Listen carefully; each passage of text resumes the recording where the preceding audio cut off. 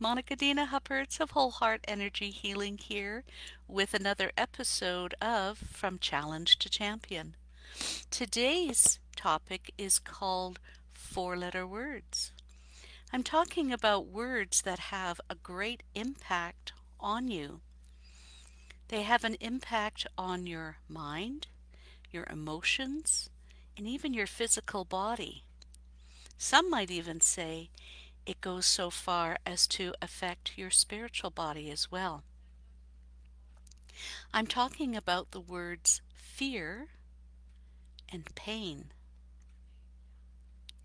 Fear and pain have been around as far back as creatures have been on earth, whether those creatures were plants or animals, birds, fish, doesn't matter, and human. We all have an aversion to pain, and we all have fear built into us. The, the smallest of us will move away from things that could cause us harm. Maybe plants can't move their physical selves, but they certainly can um, register fear. It's amazing. They've done some studies on plants that have been hooked up to electrodes, and people had come in with a piece of paper, and on the piece of paper were things that wrote down that said something like love, nurture, tenderness, things like that. When people came in with a piece of paper towards these plants that had hate, kill, maim, dismember, rip it apart, things like that, the plants registered that. There was a marked difference in how they reacted. It was amazing. And from the smallest single cell amoeba, um, they naturally have moved away from toxins as best as they could and moved towards what they wanted to eat, for example, the sugars or whatever it was that amoebas eat.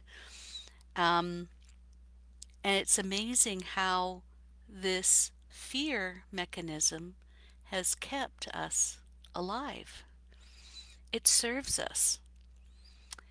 Imagine being as a person during caveman days.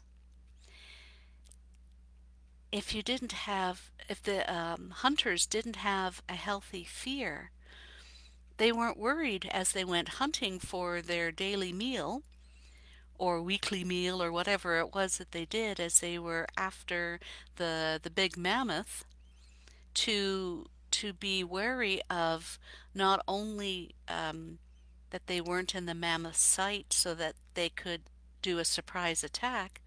They also needed a fear to have for themselves of their own persons because of what might be hunting them as prey. So, for example, having the tiger just waiting to pounce on an easy meal for themselves. You know, if the hunters weren't wary of those noises, ex those extra sounds and so on, the way the wind turned so that they were out of the direct wind path to alert their prey that they were looking after, they needed that fear to help them stay alive. And with all of that, the fear kept them alive. It kept them safe.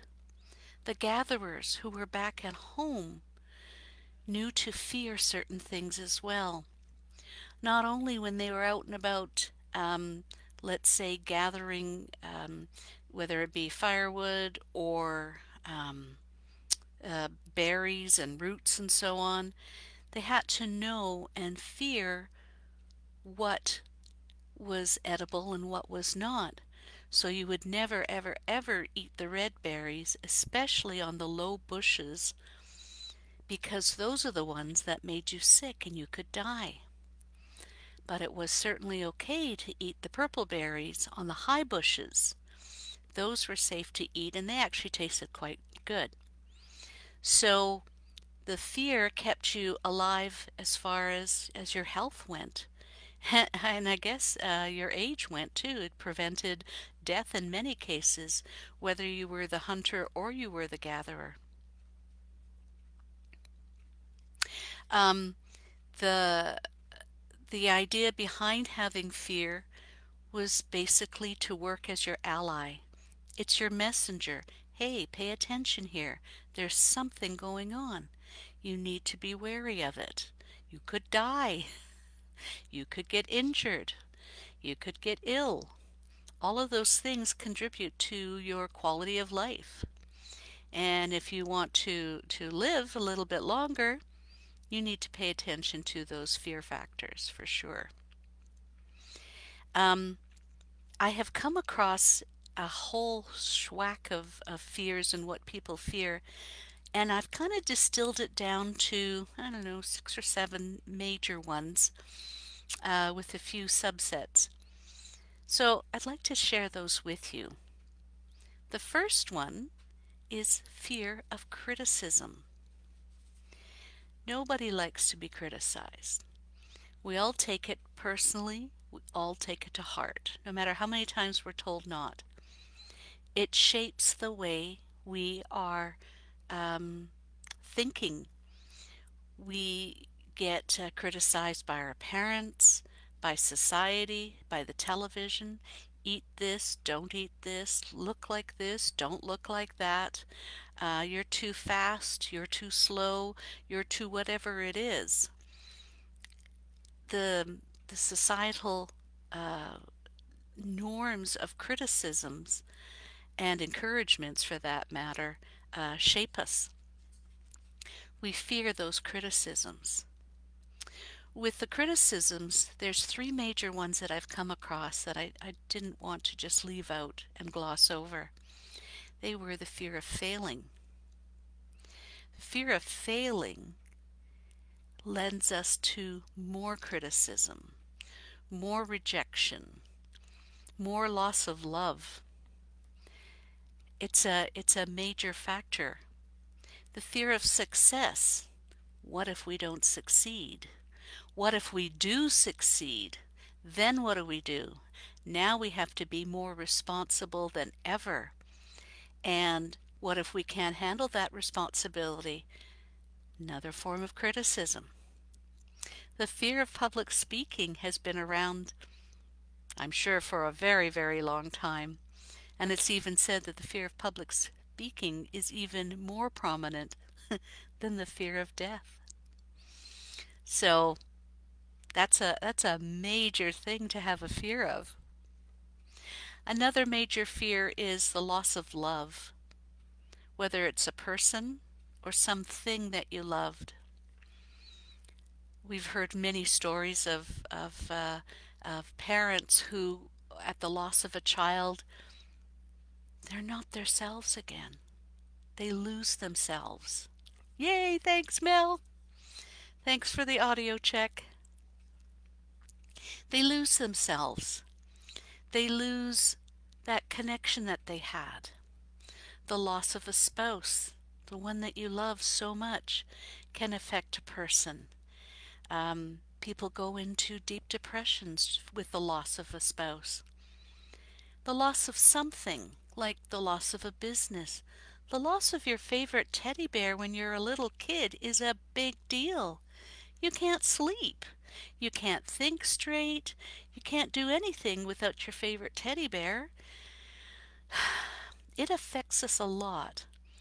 Fear plays a huge factor when it comes to the loss of someone or something. We also have a fear of poverty.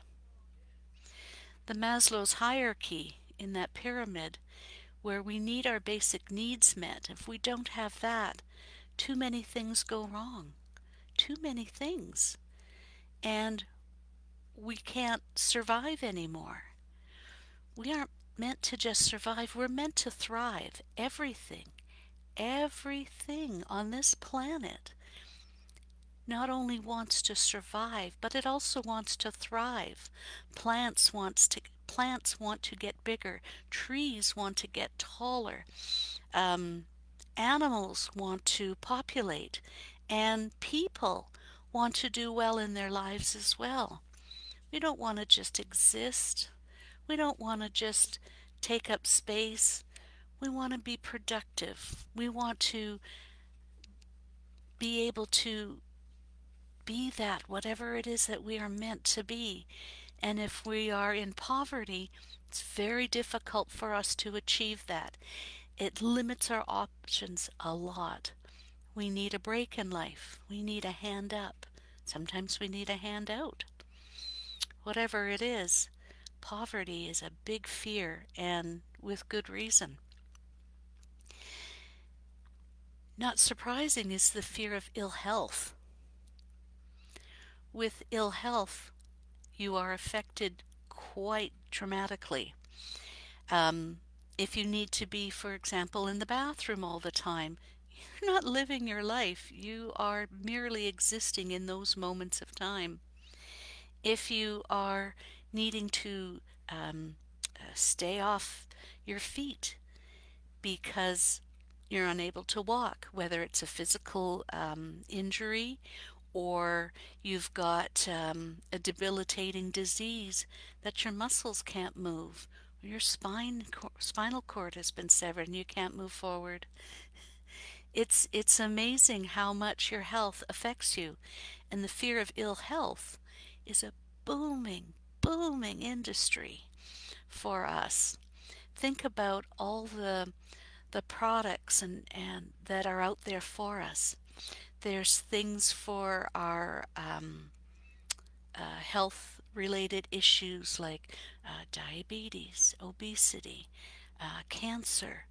Um, my goodness, the list goes on and on and on. If you fear it, they've got a pill for it or a prescription of some sort for it and how to deal with it. It is a huge industry. Not surprising to go along with the fear of ill health is the fear of old age. Getting old has also been a huge booming industry for the pharmaceutical companies. We have skincare regimes, we have makeup, we have um, cryogenic freezing. We have all sorts of means and ways to keep us young. How many people have done Botox? How many people have had facelifts in order to avoid the even just the look of old age? And as people are getting older and older, perhaps in the beginning of our time on Earth, we didn't live much past our late 20s, early 30s. And as time progressed and our nutrition increased, we got to live into our 40s and 50s. And as the taxes on our body in how we had to make a living lessened a little bit and our bodies weren't taxed so much, we started living into our 60s and 70s. And I think now the age is around 85, if I'm not mistaken.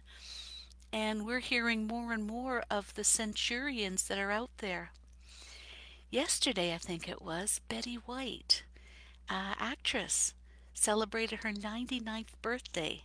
And everybody's cheering her on to make it to 100.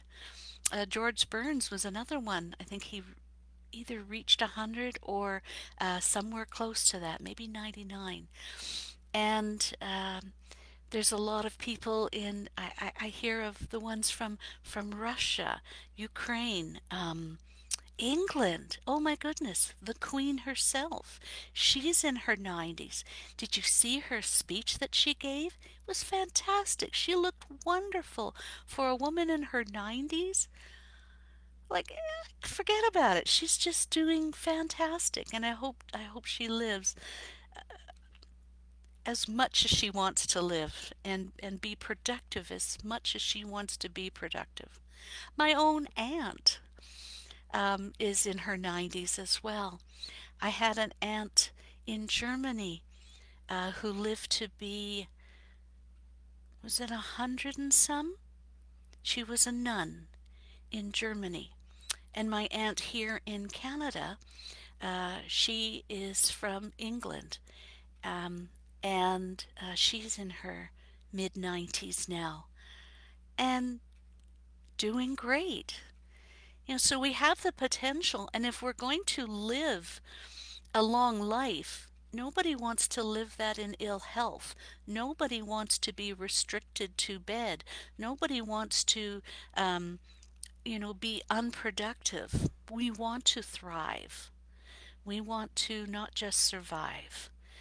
And that's the way we can do it is by, looking after our health and looking after our old age, things to keep us active. Oh, that's another booming industry, isn't it? The exercise people. How many gizmos have you bought? How many gizmos have I bought in order to move my body in a certain way? Treadmill, stair steppers, that thing that you put on the doorknob, and it was ropes and pulleys, and you moved yourself that way to keep your body supple. A little twister thing I used to stand on and move this way and that to whittle down my waist. I don't know. I know there's more. The yoga people, those mats, those weights, the Pilates, the everything. Those are big businesses, people, and they all want a piece of what we have to earn. So that, if we can stay out of poverty, we can have our better health often, and we can have a better life to take us into old age because our bodies are healthy. Then there's the fear of death, which makes sense. Once you're gone, right? If you believe in an afterlife, awesome, then you succeed in transitioning, and off you go on to either your next life or your spirit that helps someone else. And if if you're if if you're having I'm sorry, I'm getting all these notifications in my ear. Sorry, guys. And if you're not of the idea that there is life after death, um, until, let's say, the resurrection. There are people that believe that, only when you're resurrected, will you have your life back. And then there's those that believe that when you're gone, and that's it. I have a personal bias towards the the afterlife, that there is life beyond. And I think what convinced me from my former um, idea of life after resurrection was watching a show on the Dalai Lama and how they found a young boy, was it Tibet? Some little small place, and they were interviewing him on camera. He was thought to be the X number Dalai Lama, and now he would become the new Dalai Lama. And they were showing him all these different artifacts that were that previous Dalai Lama's personal items. And the boy was able to pick out without fail the ones that were his in the former life. And even though, um, is it monks? I'm sorry, I don't know right now the proper name. But they switched things as they distracted him looking elsewhere, and they pointed again. So this was your scepter, this was your crown, this was your false teeth, this was. And the boy got quite upset at them. No, I didn't say that. I said, and then he picked out again. This was my this was my that, and so on. And even when they took him off to the place where he would have been trained to be the Dalai Lama, in the ways of their religious beliefs. And he pointed out where he lived, where his bed was. Why wasn't this there anymore? And why was that closed off? And who put up the wall here now? And he was right. That little boy was right. And a friend of mine who also believed in the um, reincarnation was sharing that earlier with me, and it was like, wow, I hadn't come across that idea, but to me this made sense. So my belief system has since changed. But that's me. You might have a different belief system. That's perfectly fine. We're allowed to have our own thoughts and ideas. Hi, Cara. What a pleasure to have you here too. Hope you're enjoying. The last fear I want to talk about is that other four-letter word, pain. The fear of pain can limit us like almost nothing else can. It's amazing how much that has an effect on our psyche. Just thinking about getting an injection when you go to the where they draw your blood for your blood tests and so on. Um, the people that are afraid of needles, that's that fear of pain. Um, that pain can translate into anything, physical, non-physical. So you think you've got nothing to fear about uh, non-physical? Again, look at that fear of criticism, that painful feeling of shyness, that painful feeling of rejection, that painful feeling of loss. It's it's one of those things that to me is the most encompassing things. Personally, as I had injured my hip a while back, one of the things that I feared most was to move my right leg. I didn't even want to move it very much for fear of the pain. The pain was there. I would have to go through the pain in order to move the leg. And there were times when, hey, thanks, Cara. And there were times when I just did not want to move because of that fear of that pain. Well, why do we have that fear? Why do we have that pain? What does pain do for us?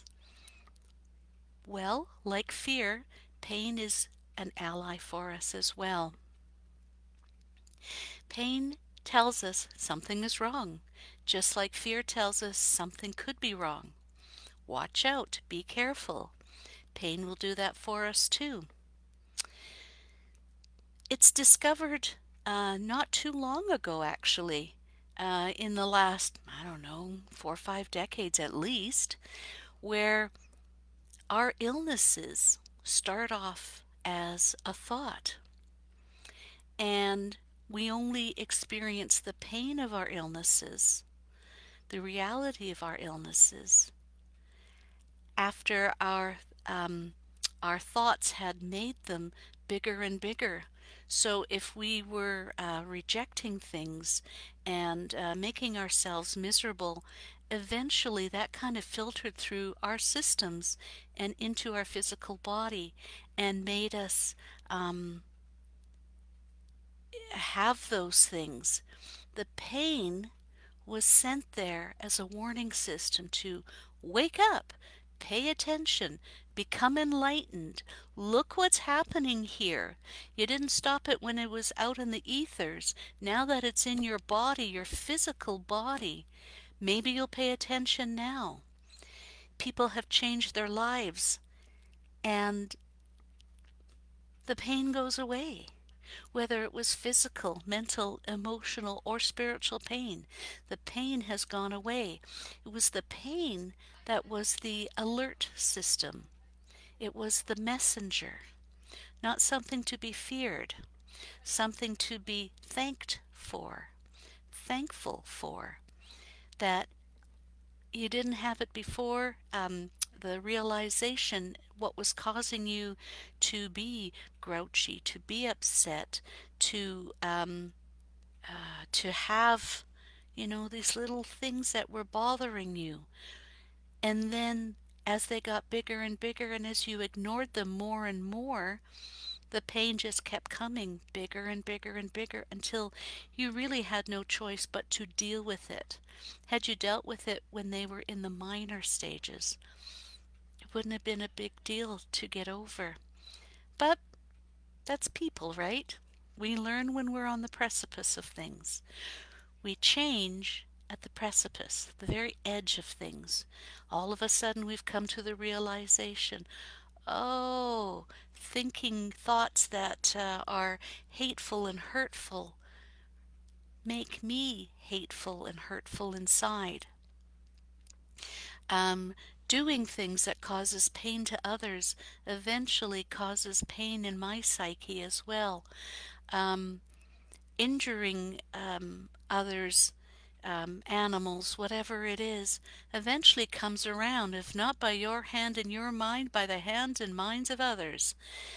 People are stopping the injustices done to the weak, to the downtrodden, to the underdog, protecting the forests, protecting the wildlife, protecting the oceans, protecting the ozone. People are doing what it takes because in their mind this is worthwhile protecting. That pain that they were feeling brought them into action, brought them into the light of realization, and had them do whatever they thought was necessary to make a change to that. So fear and pain are really change agents. Change what's going on in your environment. Change what's going on in your mind. Change how you feel in your heart so that you can live a better life, have freedom, have the things that you're wanting in life. Without the fear, you can move forward, but you have to know what the fear is and why this fear versus that fear is a good one to overcome. If you think about, for example, my own fear, I had a fear of fire, a fear of heat for the longest time. And I didn't understand why. Well, it turns out as I was little and had no fear, I wanted to always touch the candles, touch the flames, and I got burnt and I got scared. And I noticed even as a teen and as an adult why I had this fear of heat. I didn't like being hot. I didn't like the feeling of hot water. I didn't drink hot drinks. I always cooled it down. There was a huge fear of that. Well, it turns out, there was a reason behind it.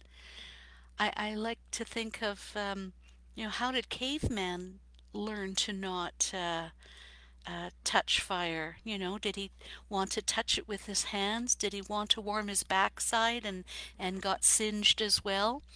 Whatever the reason, you can bet that he learned to have that healthy fear, that healthy respect of the fear of the flame, and then how to overcome that fear by using it in a responsible manner, containing it in, let's say, an oil lamp, containing it in a fire pit, containing it in electricity.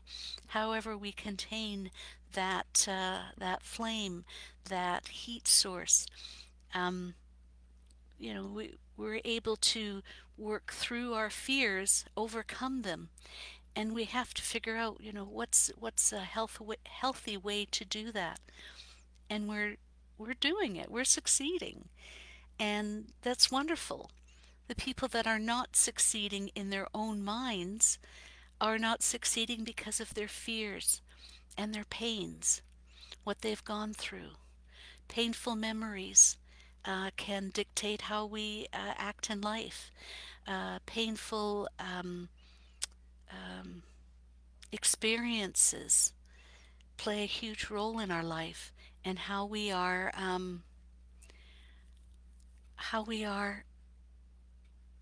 disabled by them. And in overcoming the pain and in overcoming the fear, working through those pains, working through those fears in a way that is um, supportive, allows us to move forward, allows us to transcend into those higher realms that we're looking to have and be. It's a wonderful thing. Those four-letter words, they're not offensive. They are not offensive. They are supportive. They help us through our lives. It's all in how you approach them, all in how you use them to your advantage. Pain and fear are part of life. Everybody's life, everything's life. And it's okay. It's an ally. It is a messenger. It is a way to help us help ourselves and help us move forward. I hope you enjoyed today's session on From Challenge to Champion. I look forward to working with you. Don't forget that I do healings during this time as well. And for $5, you can get a healing during my shows. You don't need to be present, so if you can't, you can't, because I do what is called distance healing. And the distance healing works whether you're, across from me or across the world from me. It doesn't matter. The energy still finds its way, and your energy gets affected in positive ways. So I look forward to being of service to you that way. Use me as that channel. I love being that channel for your health and well-being. And I hope that my words, the words that I channel for you today, um, are of service to you, that they help you do what you need to do and live a better life. That's what I would want for you. Monika Dena Huppertz of Whole Heart Energy Healing, wishing you a happy Monday, and I will see you next Monday. Cheers for now, and may God bless. Bye bye, all. Bye bye.